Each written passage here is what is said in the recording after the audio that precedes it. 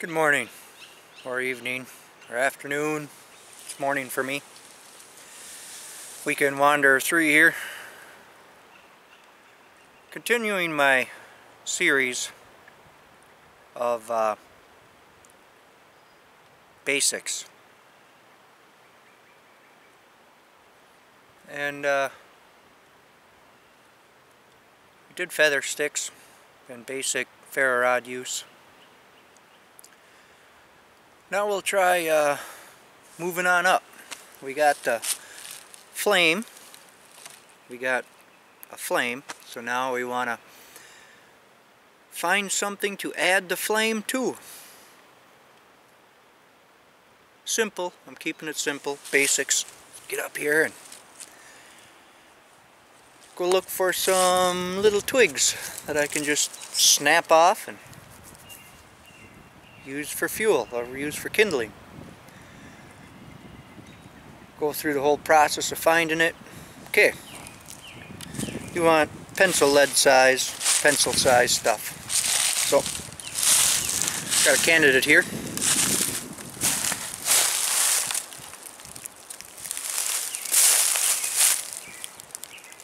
You see my finger, size comparison.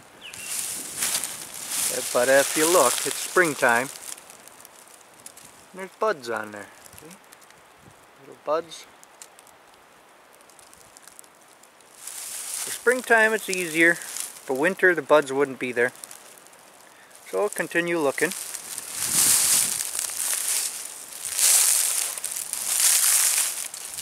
I see one here, but that's got buds on. Here's something coming out at an angle. Doesn't have any buds.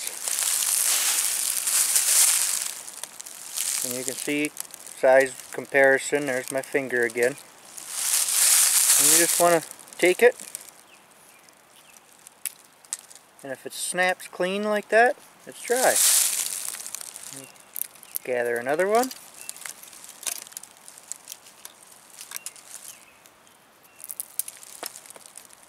Nice clean snap.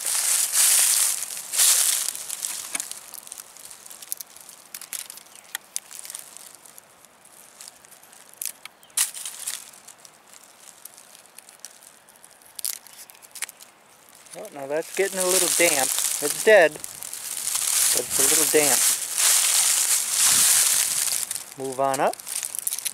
Nice crisp snap. Nice snap. Remember, as we went lower, it was getting damp. You could use that for wood after you get the initial bundle going. Look for some stuff that's been in the sun here. How about this stuff I just stepped down? Well, that's dead. Oh yeah.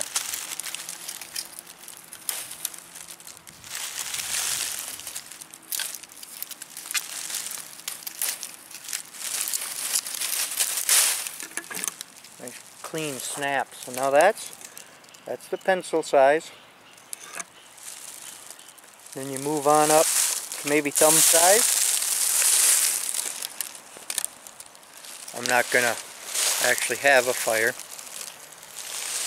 so I'm not gonna keep collecting. I just wanted to show you what you're looking for, and try to stay away from the stuff laying on the ground. You know that stuff's dead, but find something here. You know that stuff's dead, but chances are it's probably pretty rotten. Let's see what we got here. We got some finger-sized stuff right in here, and it's dead. But it's damp. See the color of that bark? It's damp. You can feel it in your hand. Once you have an established fire, you can go with this stuff and it'll dry it out quick enough and burn. But the other things you run into is it's rotten. This one here is a little smaller than wrist size, and you can see the spot it left in the dirt there. And flip it over, and it's all damp. See the color difference?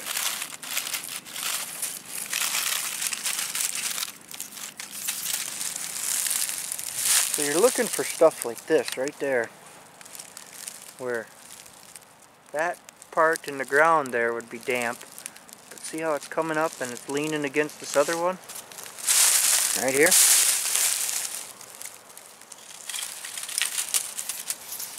And that's, oh, nice and dry.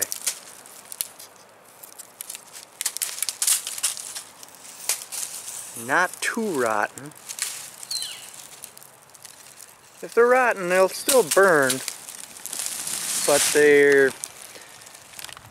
they don't give off a lot of heat, and they don't burn real well. But they will still burn. Some people call, well, like this stuff here,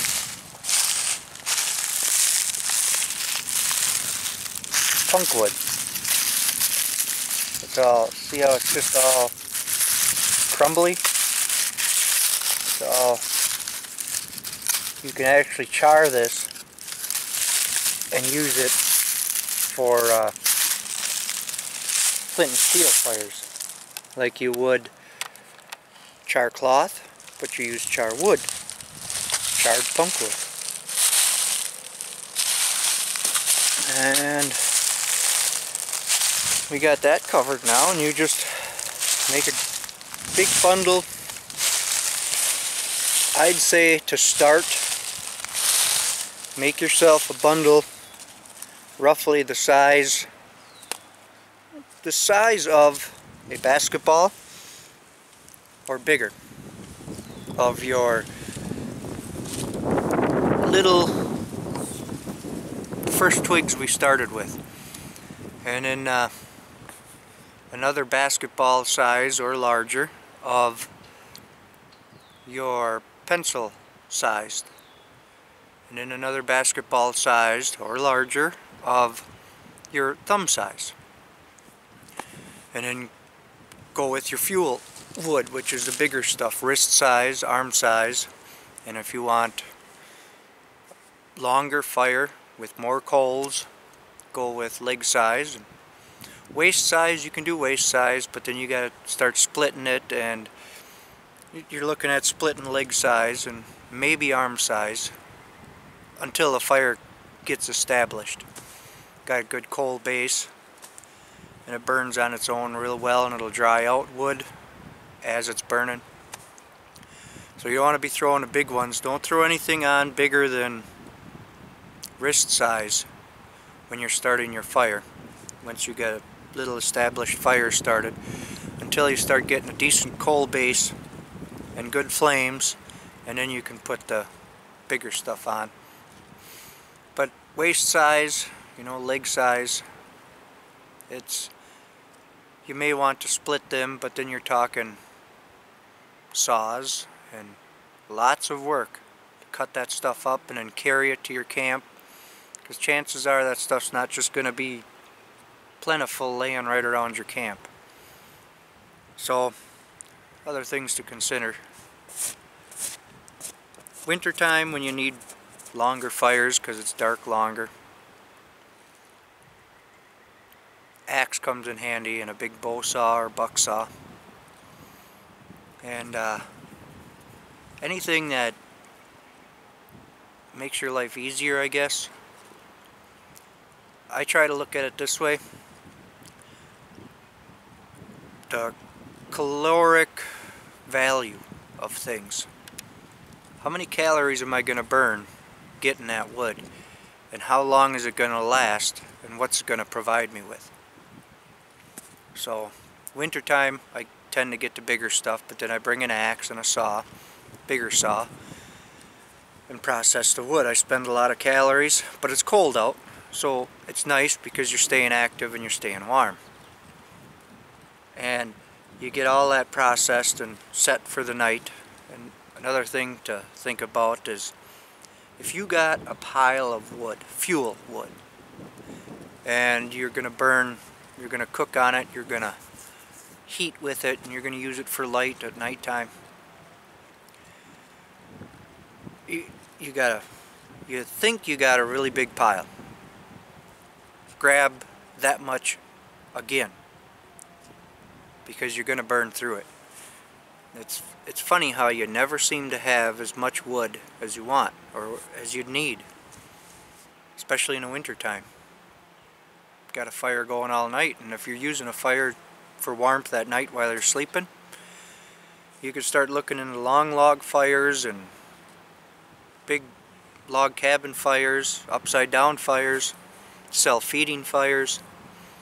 List goes on and on, just to get you more sleep in between feeding the fire. So that'll all be covered later on. Right now it's just the basics, just the strict basics. For you guys that been out doing this for a while, you just ignore all these videos. I'm not showing you anything you don't already know. This is basically for the new people, like I said before, you know, new people just starting out, or maybe somebody that doesn't have an interest in bushcrafting or outdoors, but they hear about it and want to see what it's about. So that's pretty much what all this stuff is for. And I try to teach, you know, leave no trace and pick up after yourself. Don't leave garbage out in the woods. And if you find garbage around where you're set up, pack it out with you. Pick up somebody else's garbage. I know it's not something everybody wants to do. You know, we're not everybody's mother.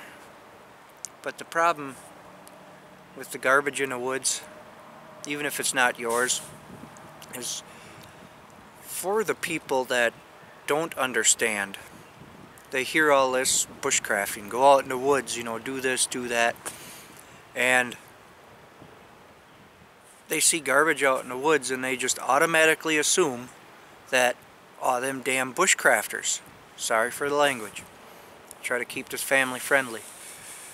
But, you know, look at all that garbage them bushcrafters left, or them hikers left, or, you know, that's just terrible. They should ban that stuff. You know, we need to keep Mother Nature clean. And they have a point. Even it's not my garbage, so what are you blaming me for? But they don't know. Nobody knows exactly whose garbage that is. So if it's there near your campsite, put it in a bag with your stuff and take it out. It doesn't hurt you any. It doesn't, you know, it just betters the entire, I don't know, sport of it, I guess. It's become a steward of your environment. Keep it clean. And if it's not clean when you get there, clean it up. Not something I want to do, but I do it because it helps the image of bushcraft and outdoors and hiking and everything else, everybody else who uses the woods. It helps their image. And it hopefully allows me to keep coming into these woods and practicing what I like. So, just a little short video on twig fire and establishing a flame into a fire. Hope you enjoyed it. Stay tuned for the next ones. I don't know what they're going to be yet. Don't come out with a plan. I try to have a plan, and my videos end up getting way too long because I just ramble on because I don't have a script. And I'm not going to start writing scripts. So, get outside, enjoy nature. Pay attention to your surroundings. And practice stewardship in the woods. Become a steward. Take care of your environment. Even if it's not your garbage, pick it up, pack it out. Doesn't hurt anything. Alright. Catch you later.